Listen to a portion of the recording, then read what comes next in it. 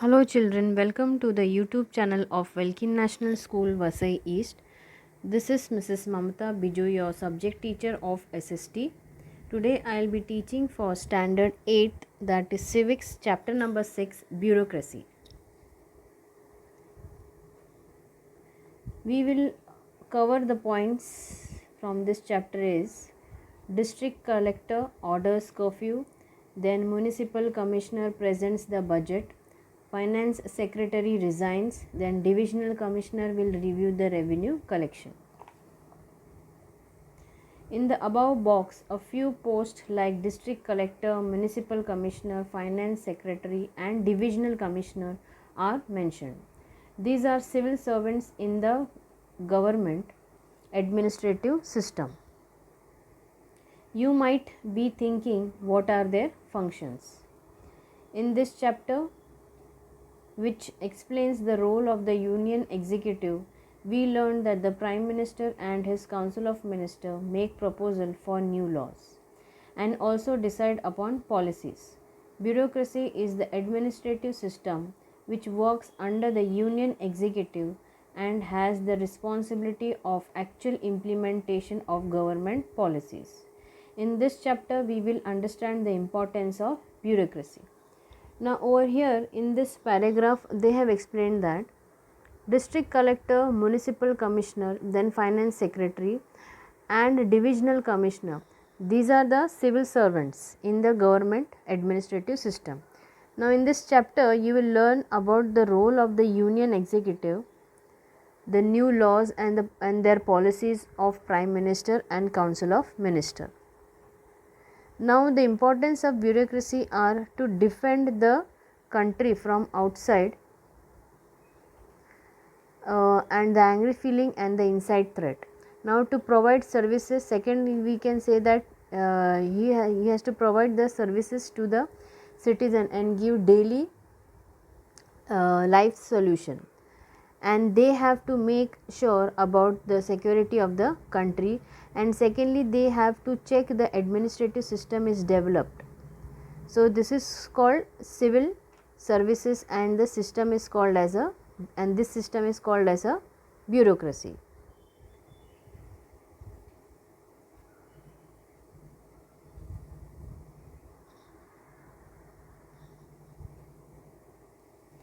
In any country, the government carries out two functional types of the function: to defend the countries from the external aggression and internal threats, to provide various services to the citizen and ease their daily lives, which will enable them to develop themselves and the society.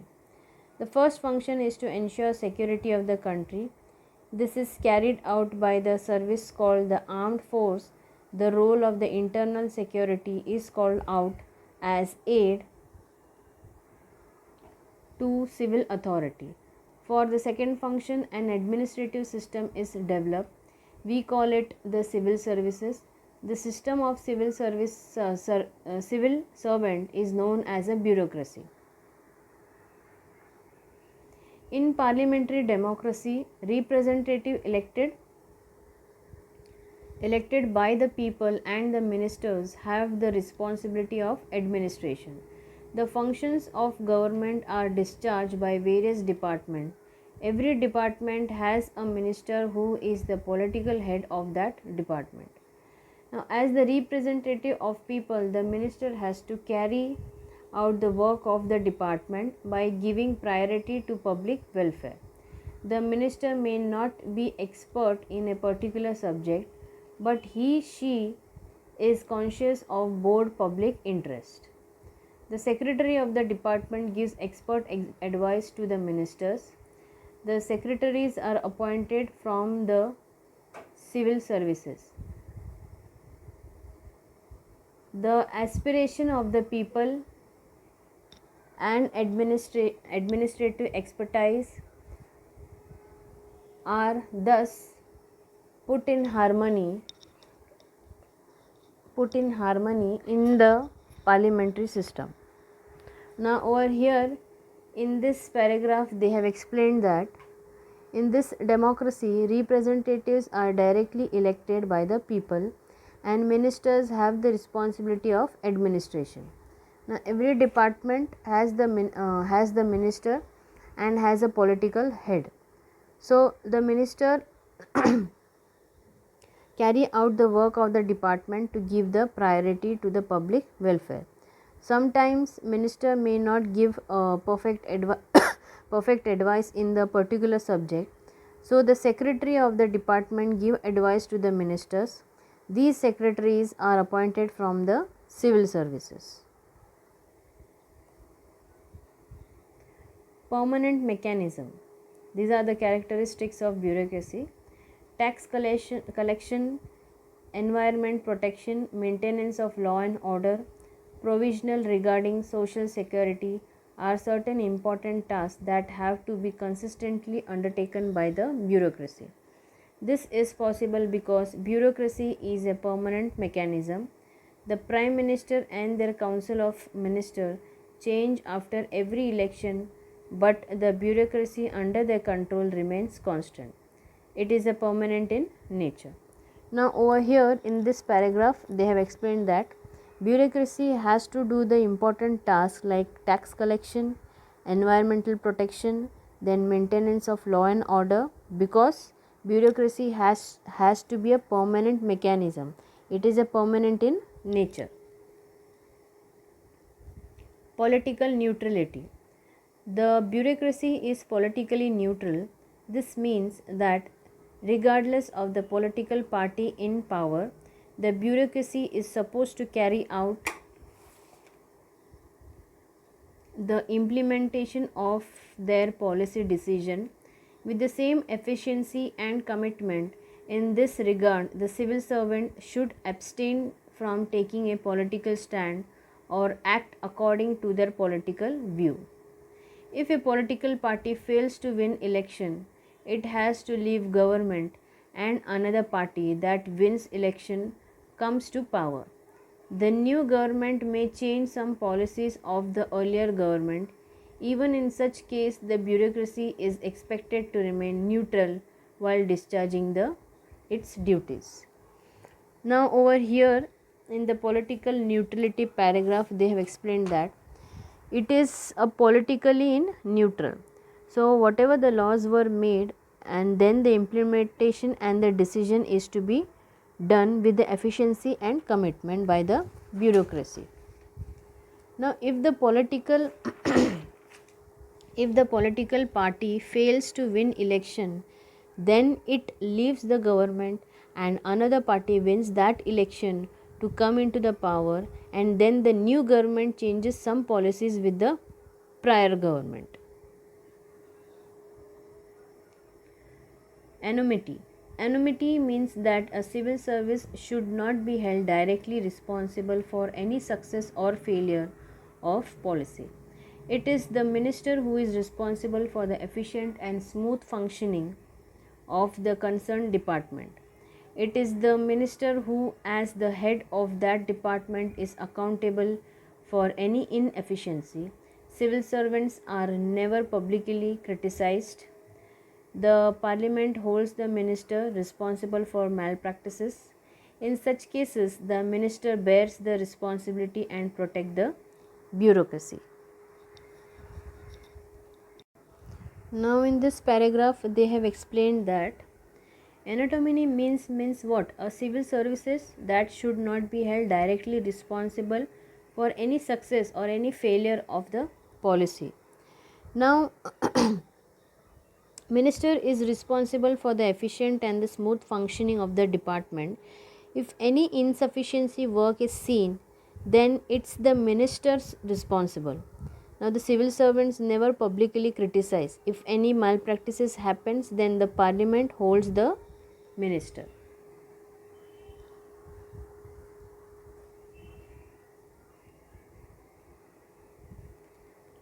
Then these are the significance of the Indian bureaucracy.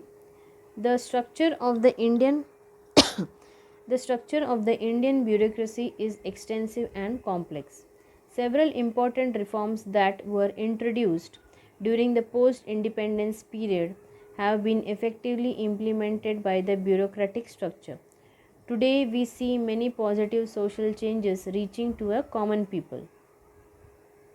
These changes have been brought by the Indian bureaucracy by implementing the policies made by the government.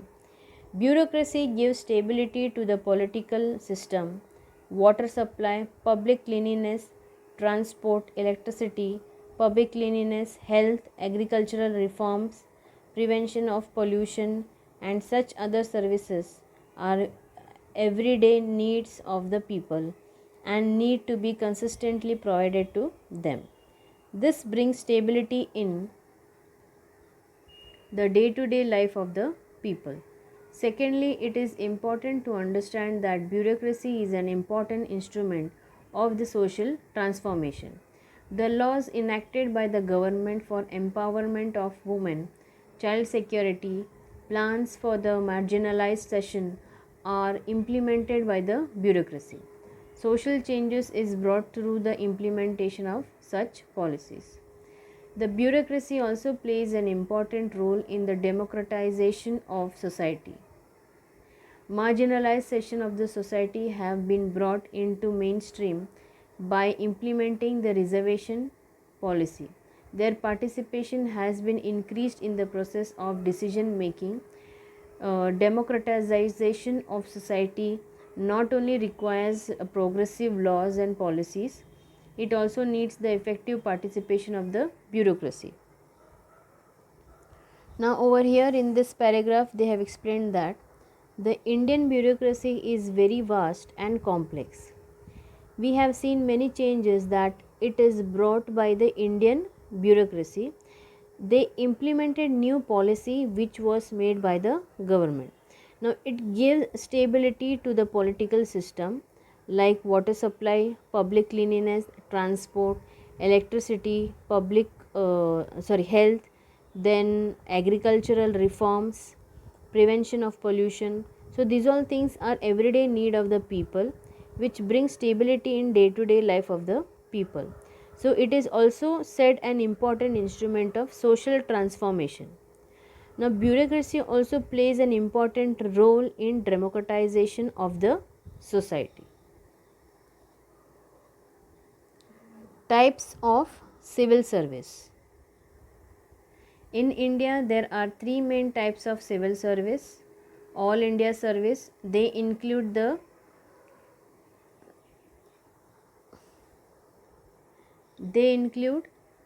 Indian Administrative Services, IAS, Indian Police Service, IPS, and Indian Forest Service, IFS. Then Union or Central Services, they come under the Union Government. They include Indian Foreign Services, that is IFS, then Indian Reserve Services, IRS, etc. State Civil Services, they come under the state government. They include Deputy District Collector, Block Development Officer, Tehsildar, that is Executive Magistrate, etc. They are recruited through competitive examination held at the state level. Indian Constitution has established autonomous institutions like the Public Service Commission to ensure that the civil servants are selected on the basis of criteria of merit and efficiency. The Union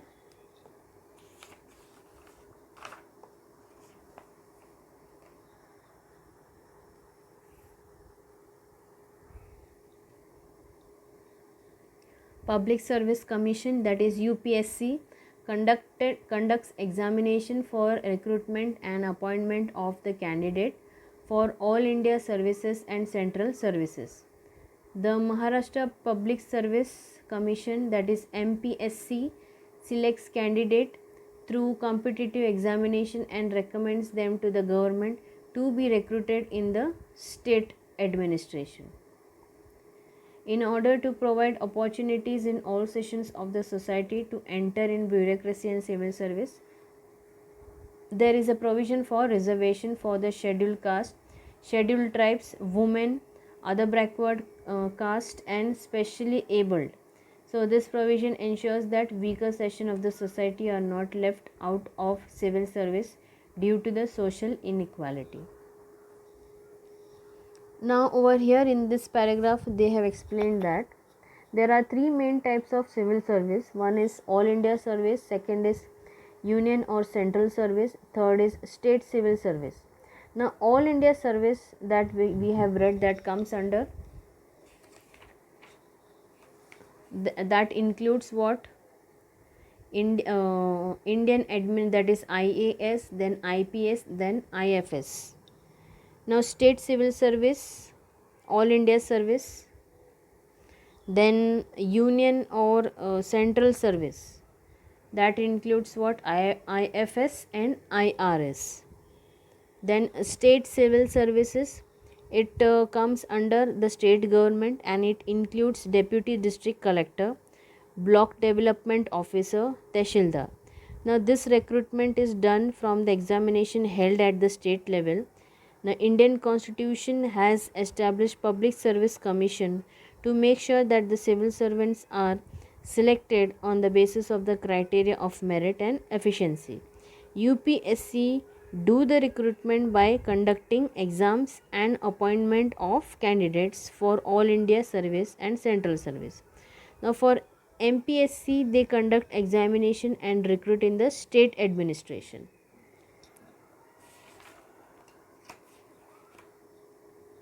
Minister and secretaries. The efficiency of a particular government department depends upon the interrelationship between the ministers and department secretaries and the deputy secretaries. The decision relating to the department are made by the concerned minister, but necessary information to make such a decision is given by the civil servants. Civil servants, meaning bureaucracy, has complete control over information. It is the civil servant who knows the financial provision for the particular scheme or plan. Now, civil servants are aware of the history of success and failure of policy. Hence, ministers are dependent upon the civil servants. If ministers maintain a dialogue with civil servants and develop mutual trust and transparency, it will help the department.